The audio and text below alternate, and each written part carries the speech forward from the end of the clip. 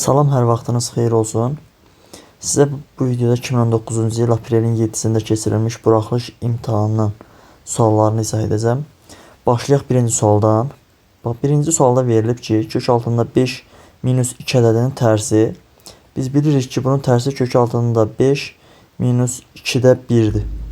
Və kök altında 20 minus 4 ədədinin hasilini istəyir. Bunu da vururuq. Kök altında 20 minus 4. 2 kök altında 5 minus 4 deməkdir. Buradan 2-ni çıxarsaq kənara qalır kök altında 5 minus 2 vuraq 1 bölək. Məxrəcdən də mənfini çıxarsaq qabağa 2 minus kök altında 5 qalmış olar. Heç mənfini çıxartmağa gərək də yoxdur. Elə birbaşa yazsaq kök altında 5 minus 2. Bunlar ixtisar gedər, qalar 2. Cavab oldu A variantı. Sonra baxaq ikinci suala. Loqaritma 2-nin üstündə 2-də 1. 16 da 2 üstü 4 deməkdir. Çıxaq loqaritma 3-ün üstündə 2-də 1. 9 da 3-ün kvadrat deməkdir. Buradan alırıq ki 4 bölək 2-də 1 minus 2 bölək 2-də 1. Yəni üstləri götürüb bir-birinə bölürük kənarda. Bu da eləyir 8 minus 4 bərabərdir 4-ə. İkinci sualda cavab oldu D variantı. Sonra baxaq üçüncü suala. Verib kosinüs 2x minus kotangensin kvadratı 2x bərabərdir 1/5 minus 1 bölək sinusun kvadratı 2x. Biz bilirik ki, 1 üstə gələk kotangensin kvadratı 2x və yaxud da elə x ilə yazsaq, x bərabərdir 1 bölək sinus kvadratı x. Onda biz 1 bölək sinus kvadratı x-in yerinə 1 üstəgəl kotangens kvadratı x yaza bilərik. Onda alarıq belə kosinus 2x minus kotangensin kvadratı 2x bərabərdir 1/5. Burada mənfidir deyə, onda bu ifadə mənfi olar. Çıx 1 çıx kotangensin kvadratı 2x. Kotangens kvadratı 2x-ləri islah aparsaq, alarıq kosinus 2x bərabərdir 1/5-dən də 1 çıxsaq 2-də 1, yəni 0/5. Buradan 2x bərabərdir. Kosinusun 2-də 1-i aldığı yerlər 60 dərəcədir. Onda yazarıq plus minus pi bölünsün 3 üstə gəlsin 2 pi n'lər. Hər tərəf 2-yə bölsək x bərabərdir plus minus pi bölünsün 6 üstə gəl pi n. Sonra keçdik 4-cü suala. Köklərindən biri x1 bərabərdir 2 plus 3i. Onda aydın məsələdir ki, x 2 də bərabərdir 2 minus 3i olmuş olar. Tənliyində c-ni tapın. C burada x1 vuraq x2 deməkdir. Onda bunları bir-birinə vursaq 2 üstə gəl 3i-ni 2 çıx 3i-yə vursaq alarıq 2-nin kvadratı minus 3i-nin kvadratı. Bu da 4 minus 9i kvadratı. I kvadratı mənfi 1-dir deyə cavab olar 13. B variantı. Sonra baxaq 5-ci suala. Qiymətlər çoxluğunu tapın. F(x) bərabərdir 2 bölək. Gəlin görək bu kəsirin ən böyük qiyməti nədir və yaxud da ən kiçik qiyməti varsa nədir? Bunları araşdıraq. Məxrəcimizin biz bilirik ki, ən kiçik qiyməti var, ən böyük qiyməti yoxdur. Çünki A-sı 1-dir, yəni 0-dan böyükdür. Məxrəcin əgər ən kiçik qiyməti varsa, onda kəsiri kiçik ədədə böldükdə, deməli bunun böyük bir qiyməti alınmalıdır. Məxrəci x üstə gəl 2-nin kvadratı plus 2 şəklində yaza bilərik. Onda məxrəcin ən kiçik qiyməti 2-dir. 2-ni 2-yə bölsəm, kəsirimizin ən böyük qiyməti 1 olar. Ən kiçik qiyməti gəlin görək nə olur? 2 bölünsün. Məxrəcin ən böyük qiyməti sonsuzluqdur. Biz keçmişik ki, limitdə 2 bölünsün sonsuzluq 0 deməkdir. Yəni, bunun da ən kiçik qiyməti 0 olmuş olar. Cavab olar 0, 1, B variantı. Sonra keçdik 6-cı suala. Gəlin görək 6-cı sualda nədir? Trigonometrik funksiyalar üçün toplama düsturunu bilmək lazımdır bunu hesablamaq üçün.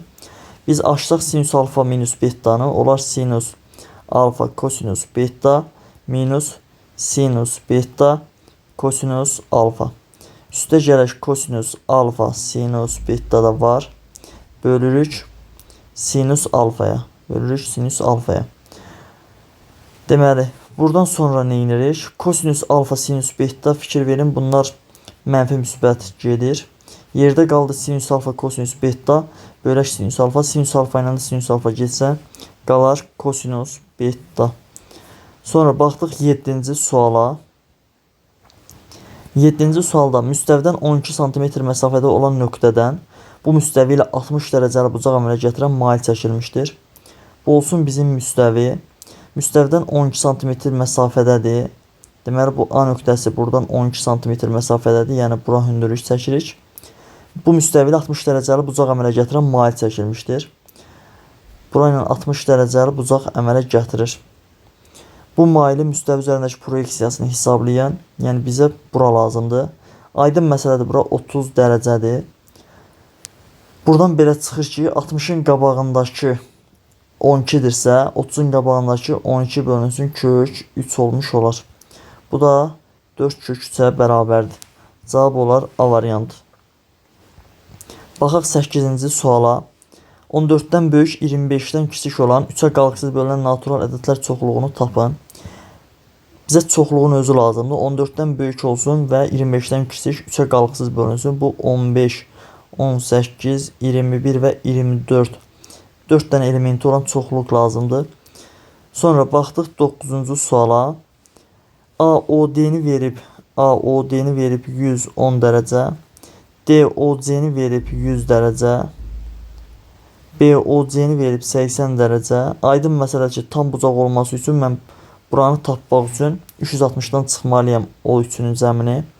360 çıxaq 80, çıxaq 100, çıxaq 110. Bu deyilir 360 çıxaq 290. Cavab olar 70 dərəcədir variant. Baxaq 10-cu suala. Cədvəldəki ədədlərin hansı hissəsi natural ədəddir? Burada natural ədədlər biri 8-dir. Sonra 24-dür. Deməli, burada 2 dənə natural ədəd var. 0.8 adi kəsirdir. -8 tam ədəddir.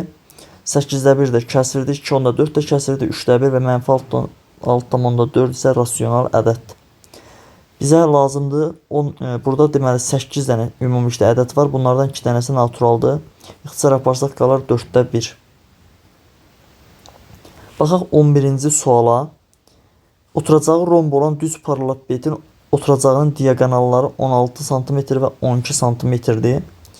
Deməli, oturacaq rombdur. Bir dənə düz paralelloped çəkək. Deməli, bundan birini kopyalayaq, yapışdıraq. Bu olsun belə. Bunu da yapışdırdıq.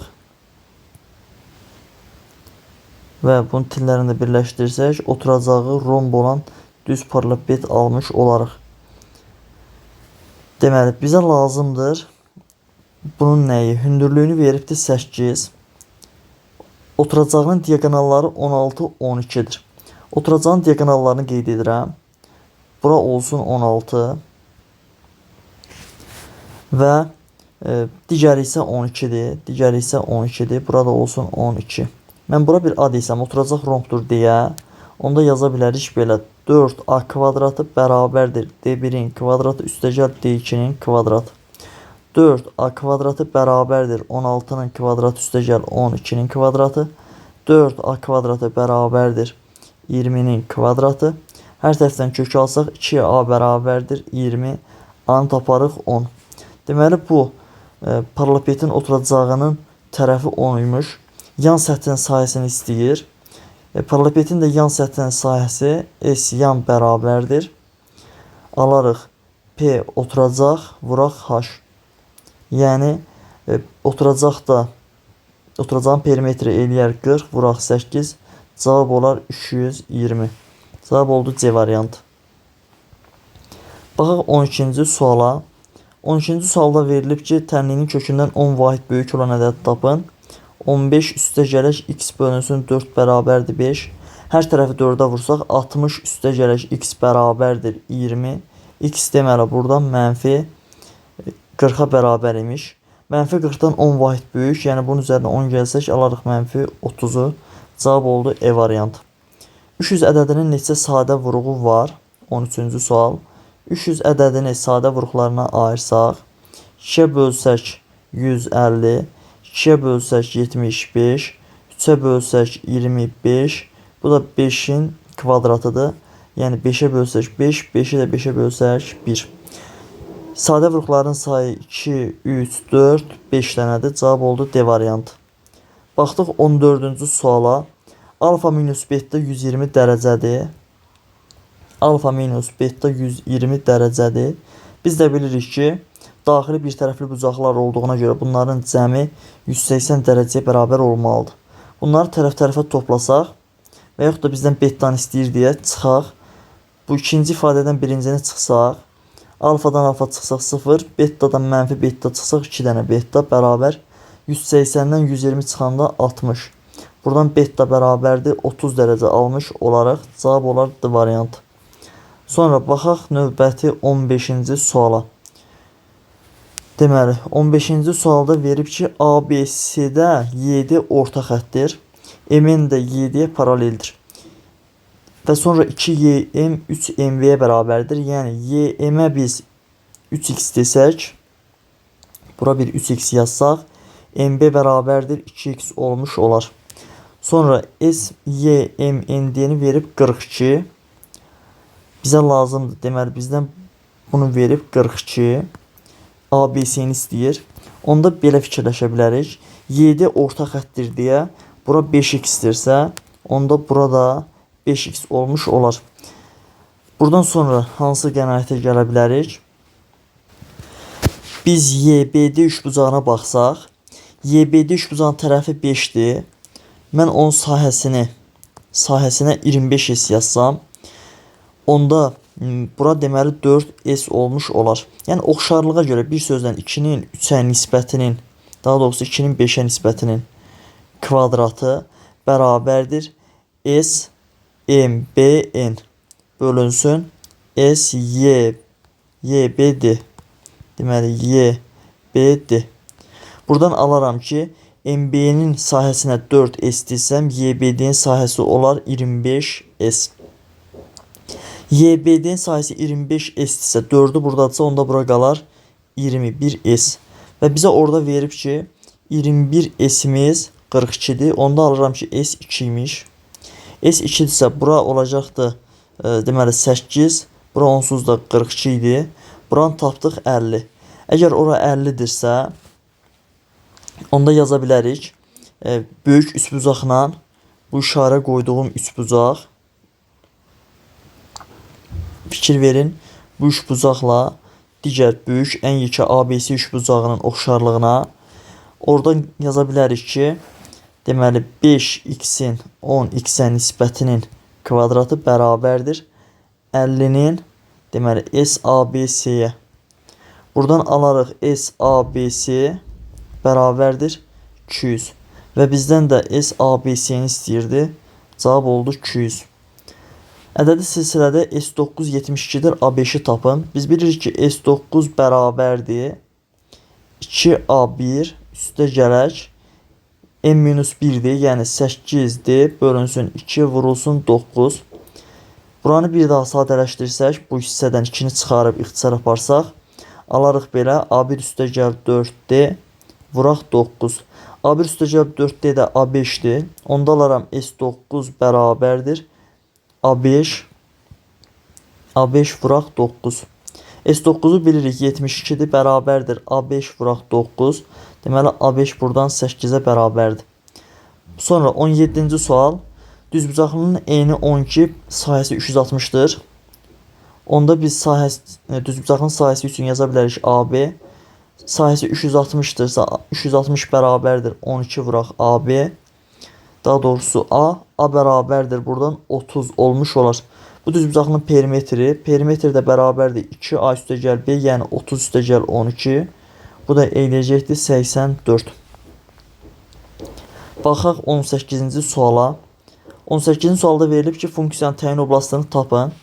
Biz bilirik ki, funksiyanın təyin oblastını tapmaq üçün bu məxrəcdə yerləşən ifadə sıfırdan fərqli olmalıdır. həm də ikinci dərəcədən kök olduğuna görə bu daxilindəki ifadə sıfırdan böyük olmalıdır. Yəni 0.7 minus 1.4x böyükdür 0 həll edilməlidir. 0.7 böyükdür 1.4x. Hər tərəf 0.7-yə bölsək 1 böyükdür 0. Daha doğrusu 2x.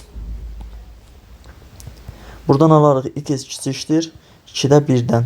Yəni x 2-də 1 mənfi sonsuzluqdan 2-də 1-ə qədər olmuş olar. Mənfi sonsuzluqdan 0.5-ə qədər olmuş olar. Baxaq 19-cu suala. Deməli 19-cu sualda vuruqlara ayırmadır. X-in kvadratını çıxarsaq kənara, qalar x plus 2. Digərindən də 9 çıxarsaq qalar x plus 2. Burada fikir verirsinizsə x plus 2-lər ortaqdır. X-in kvadratı minus 9, bir də x plus 2. Burada birinci həddi yenə vuruqlara ayıra bilərik. Alınar belə x minus 3, x plus 3, x plus 2. Fikir verirsə, A-da x minus 3 ilə x plus 3 verib. Onda burada ortaq yerdə x plus 2 durur. Yəni c 2-yə bərabərdir. Belə çıxır ki, onda b-nin vuruqlarından biri x plus 2-dir. B-ni yazsaq x kvadratı plus m x plus 10 bərabərdir. Bir vuruğu x plus 2, digəri də x plus a olsun. Onda gəlin x-in yerinə mənfi 2 yazaq. Yəni buranı bir dənə sıfıra çevirəcək qiymət mənfi 2-dir. Gətirib yerinə yazsaq, olar mənfi 2-in kvadratı müsbət 4 çıx 2m üstə gələk 10 bərabərdir. 0 vuraq x plus a. Yəni x plus a nə olur olsun, 0-a vursaq 0 eləyər. Onda alarıq 14 bərabərdir 2m, m də bərabərdir 7. Aparıb m-in yerinə 7 yazsaq, alarıq x-in kvadratı plus 7x plus 10. Bunu da vuruqlarına ayırsaq x plus 2, x plus 5 olmuş olar. X plus 2 ortaqdırsa, onda bu x plus 5-ə bərabərdir. Buradan da a-nın 5 olduğunu görürük. Baxdıq 20-ci suala. Deməli 20-ci sualda yaza bilərik 5-in üzərində mənfi 1, üzərində x-in kvadratı minus 10, böyükdür 5-in üzərində 3x, 5-in üzərində mənfi x kvadratı plus 10, böyükdür 5-in üzərində 3x. Əsas 1-dən böyükdür deyə, onda yaza bilərik mənfi x kvadratı plus 10 da böyük olmalıdır 3x-dən. Buradan alarıq x kvadratı plus 3x minus 10, deməli kiçikdir 0-dan. Bunun kökləri mənfi 5 ilə müsbət 2-dir. Ədəd ox üzərində göstərsək, mənfi 5 və müsbət 2-ni aralıqlara bölüb qiymətlər yazsaq, bura mənfi, bura müsbət olar. Və bizə lazım olan hissə mənfi 5-dən 2-yə kimidir. Tam əllərinin cəmini istəyir. Mənfi 4, mənfi 3, mənfi 2, mənfi 1, 0 və 1-in cəmləri. Bu da eləyər mənfi 9. Cavab oldu mənfi 9. Baxdıq 21-ci suala. ABCD paralleqramının AD tərəfi 14 cm, iti bucağı 60 dərəcədir. Deməli 21-ci sual. Bir dənə paralleqram çəksək, ABCD olaraq adlandırırıq. AD tərəfi 14, iti bucağı 60 dərəcə. B təpəsindən çəkilmiş hündürlük tərəfi A təpəsindən başlayaraq 9-un 5 nisbətində bölür. Yəni bura 9, bura 5 olaraq qeyd edirik. Paralleqram perimetrini tapın. Bura hündürlükdür. Onda bura olur 30 dərəcə. 30 dərəcəli bucaq qarşısındakı katet 9-dursa, onda hipotenuz 18-ə bərabərdir. Paralleqram perimetri bərabərdir 2a üstə gələk b.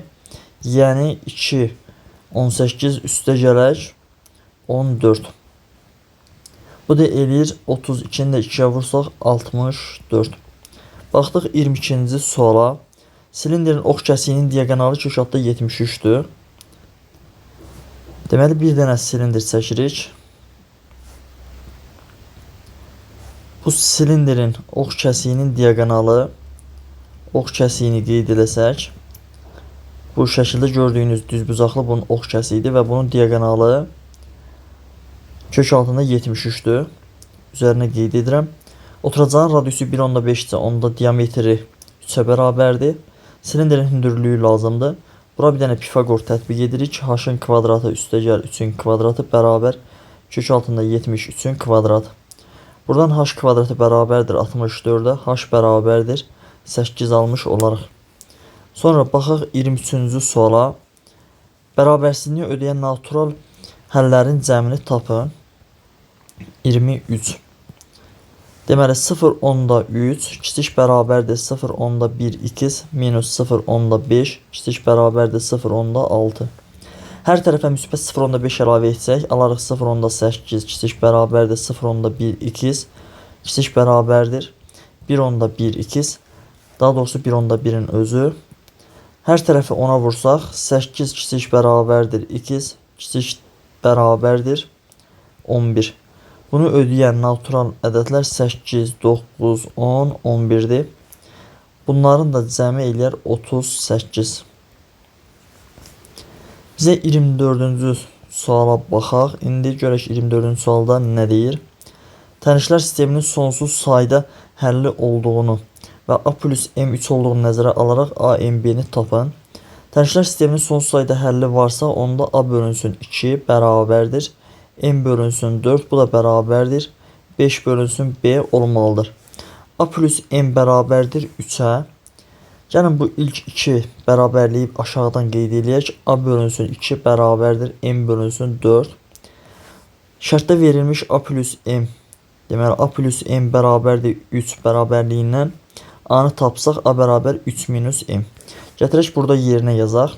Olar 3 çıxaq M bölünsün 2 bərabərdir M bölək 4. Çarpaz vursaq 2M bərabərdir 12 minus 4 M-ə. Buradan M bərabərdir 2 almış olaraq. M 2-dirsə, onda A bərabərdir 3 minus 2, bu da bərabər 1. Deməli M 2 aldıq.